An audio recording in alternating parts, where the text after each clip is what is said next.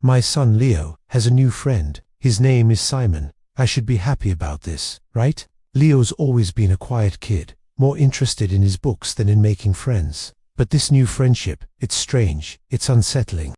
Because Simon only ever comes over after midnight. It started about a month ago.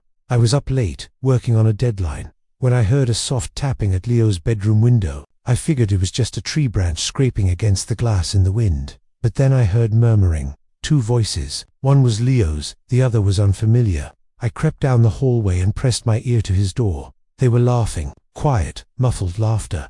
I almost opened the door, almost demanded to know who was in there at this hour. But something stopped me. I just stood there, listening to my son share a secret, late-night laugh with a stranger. The next morning, I asked him about it. Leo, honey, who were you talking to last night? He just looked at me with those big, innocent eyes and said, my friend, Simon. I asked where Simon had come from, why he was visiting so late.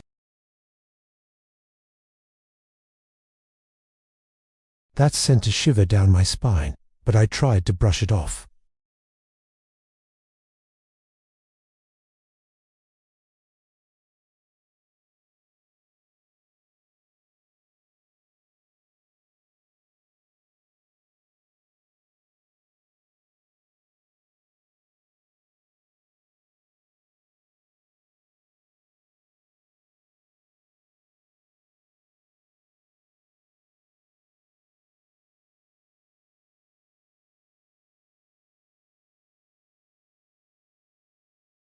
I decided to stay up and see this Simon for myself.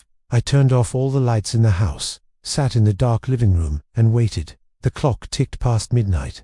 1 o'clock, 2 o'clock. Just as I was about to give up, I heard it again. The soft tap-tap-tapping on Leo's window. I held my breath and tiptoed down the hall. This time, I didn't stop at the door. I turned the knob, ever so slowly, and pushed it open just a crack. The room was bathed in moonlight, and I could see 2 small figures sitting on the floor by the window. One was Leo, the other boy was pale, impossibly pale, almost luminous in the dim light. His hair was as black as ink, and his clothes seemed old-fashioned, like something out of a history book. They weren't talking, they were playing with something on the floor. It looked like they were building a little city out of twigs and pebbles. It was so quiet, so normal, yet my heart was pounding in my chest. This wasn't an imaginary friend. This boy was real. I cleared my throat, and both heads snapped in my direction. Leo looked surprised, but Simon's eyes fixed on me. They were dark, deep pools, and for a second, I felt like I was falling into them. There was no fear in his gaze, just curiosity, a cold, ancient curiosity. He didn't say a word. He simply stood up, gave Leo a small nod, and then he dissolved. That's the only word for it. He turned into a wisp of shadow and smoke and flowed right out the open window. I blinked. Sure, I had imagined it. But the chill in the room was real. The faint scent of damp earth and old leaves was real. I rushed to Leo's side. Who is that? What was that? He looked up at me, his expression calm. That's Simon. I told you. He has to go before the sun comes up. My mind was racing. What was happening? Who, or what, was this boy who visited my son in the dead of night? I started doing some research, digging into the history of our town, our very house.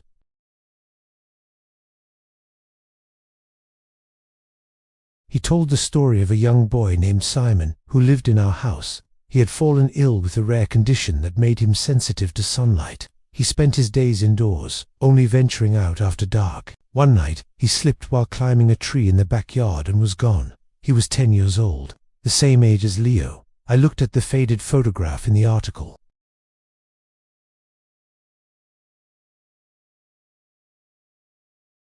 My son's friend wasn't just a boy who came over late. He was a ghost, a lonely spirit, trapped in this house for a century, looking for a friend to play with in the dark. I didn't know what to do. Should I be terrified? Should I call a priest, a paranormal investigator? I looked at my son, sleeping peacefully in his bed. He wasn't scared. He was happy. He had a friend.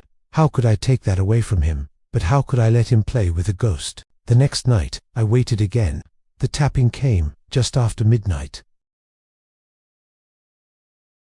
Simon was there, standing by the window. This time, I wasn't afraid.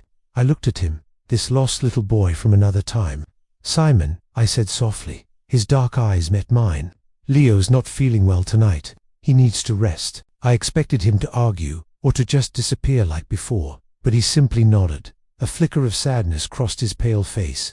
Tell him I hope he feels better, he whispered, his voice like the rustling of dry leaves.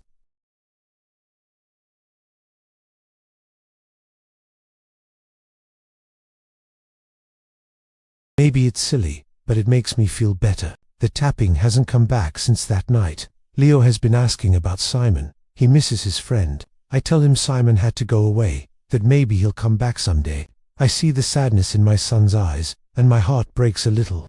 Was I protecting him, or was I just letting my own fear take away his only friend? I look out his window into the dark, and sometimes I think I see a flicker of movement in the shadows, a pale face watching from a distance. I wonder if Simon is still out there, waiting for the night, waiting for a friend, and I wonder if one day I'll be brave enough to let him back in. Thanks for watching. Let me know what you would have done in the comments below.